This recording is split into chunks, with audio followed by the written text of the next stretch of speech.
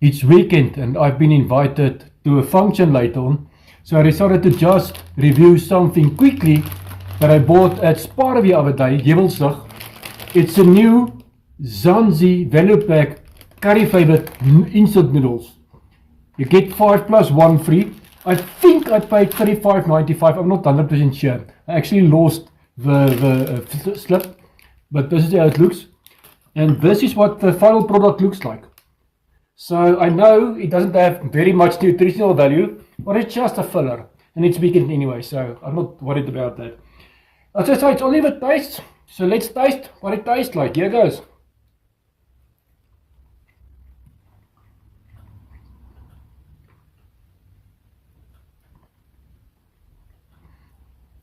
Got a weird texture.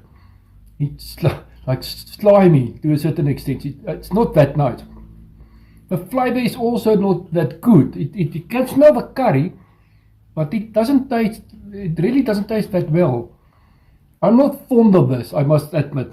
I'll give this a 6 out of 10. Thanks guys, till next time. Love you all.